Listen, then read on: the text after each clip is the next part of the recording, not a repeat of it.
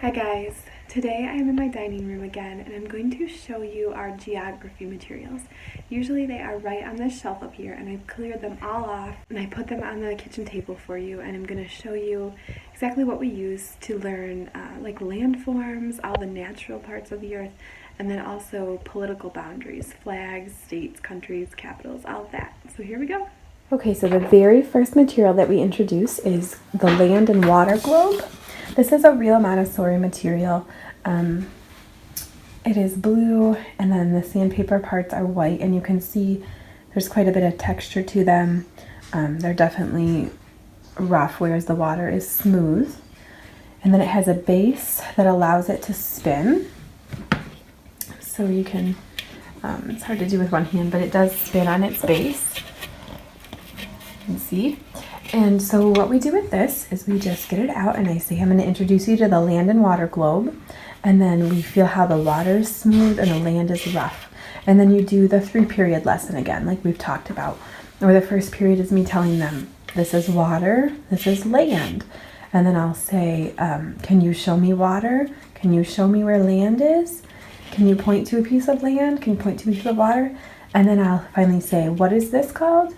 And what is this called? And so this can be done even at 2 years old. They can learn that pretty easily. And then this one is what we move on to next. This is the continents globe. And so on this one, each continent is a different color. And so I will say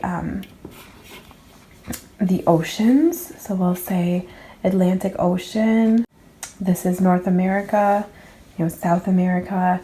And then I'll say, can you show me South America? And then we'll get up to where I can say, what is this one called? And they can just tell me the name completely.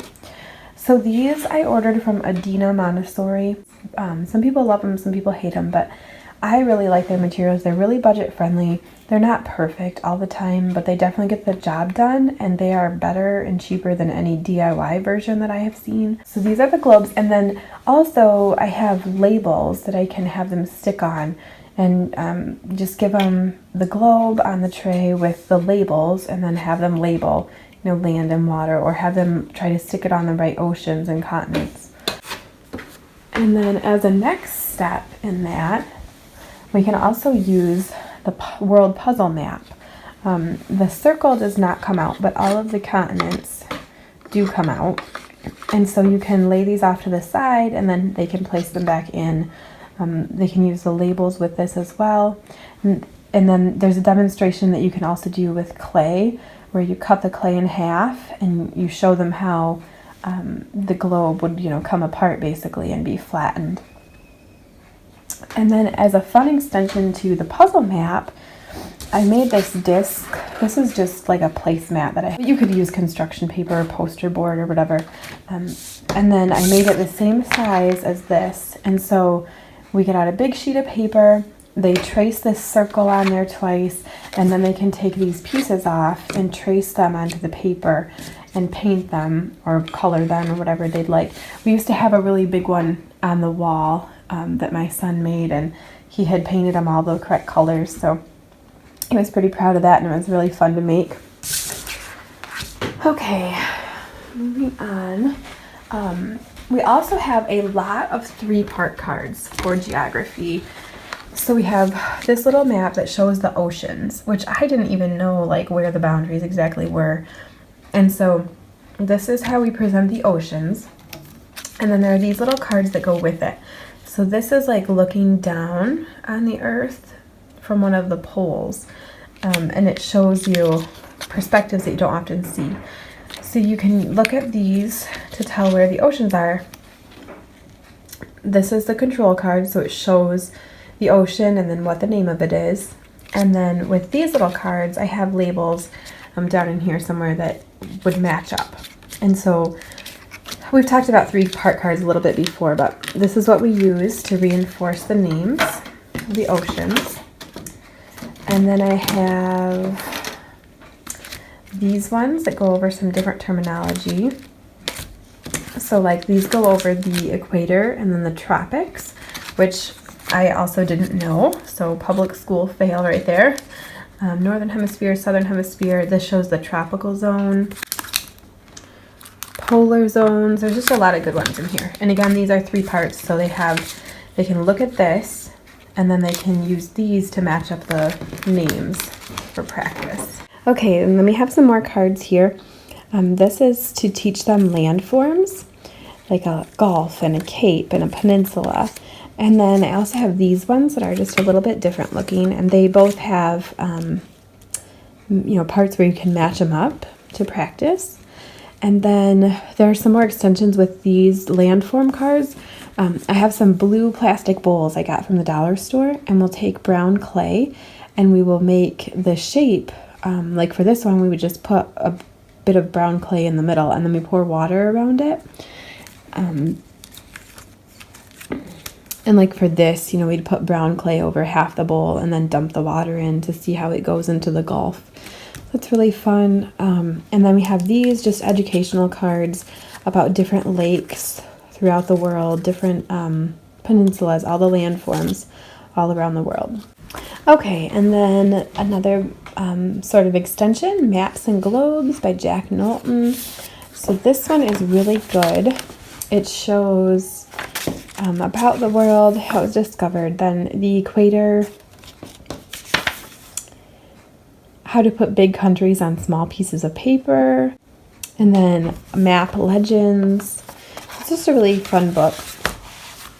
And then this one, we haven't done the stickers, but they can look at it. I always have this out on the shelf, and then they can look at it if they're interested in a certain state. I can tell them to go get the book, and then they'll look and learn something about that state. So these are something fun. These are free. I printed them off online. I will try to find the link, but I think it says down here. MrPrintables.com. So what we do with this, even with our little kids down to like 18 months, 2 years old, we can put like a chocolate chip on it, and we can say where is it sitting, and then they can, if they tell us the name of the state, they get to eat it. And so we start out teaching in Michigan, where we live, and then we will go kind of extend to the states out around us. And then with the older kids, I'll ask them it the other way. I'll say, here's your chocolate chip. If you can put it on Ohio, you can have it. So that's a lot of fun. And then for my oldest, who is 6, he was about 5 when we started doing it, we'll do this one with the capitals on it. And so for his, I will do it a little bit differently too, and I'll just tell him you can look at the map, and then I'll quiz him because now he can read, so I can't really ask him to just sit it there. But I'll tell him, look over at these states. I'm going to ask you a question, and then he'll turn away, and I'll ask him, what is the state of Colorado? See if he can answer. So those are fun to have out like at breakfast time if you're waiting for pancakes to cook or something. And then also this Melissa and Doug puzzle. I think a lot of people have this one. It has really big pieces. This is one of my kids' favorite puzzles, and actually this one I just ordered and got them for Christmas because we lost a few pieces of the last one. So you can see how big the pieces are. And it says it's 3 by 2 feet, so that is a great one. They really do remember after seeing the pictures on there of what's in each state, and then they learn the capitals as well. We also have this game of the states, which is still in the plastic wrap. It gets really good reviews. I think they got this for Christmas as well, so we're excited to try that. And they are supposed to like buy and sell things, so it helps teach you what they have in each state for commodities. This one we really like. This is the Discovery brand. So this one has all the pieces, and they're really pretty pictures. And then it also has, it has this little booklet that talks about each country. And it also has these animals that you can put on their bases and stand them up. And they're color-coded for each continent, so you can start to learn where all the different kinds of animals live. So this is a favorite of ours because the kids can work together, like one kid can do the harder parts, one kid can line the animals up. And we also have this map, which I bought several years ago when we were fixing up our boys' room, and then we didn't end up hanging it because we got our extra boys right then, and there was just too many toddlers in the room to hang it up. So anyways, we haven't found a good place to hang it yet, but we have had it out. It has this beautiful map, and then it has these animals. that are on felt pieces with Velcro. And then look how big this map is. It's pretty awesome. So it's really big, and then the pieces just stick to it. And then one of the harder things that we're doing, we're just starting to do this. My 6-year-old is pretty good at it. My 4-year-old is getting it. And my husband and I are really learning a lot with this one. Flags of the world.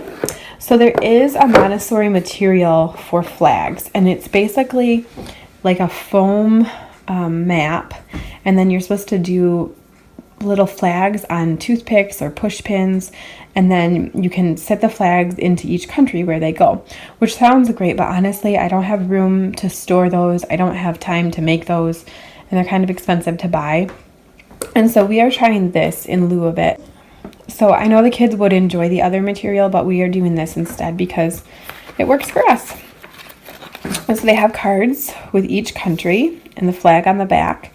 And you start it out, there's a lot of different ways you can play, but basically if you lay them out, and then you get to, if you name it properly, you can keep it. You can pick it up and keep it. So that's how we play it. And we've picked out some like of the basic ones to start with, and then we're just gradually adding more and more till we can recognize them.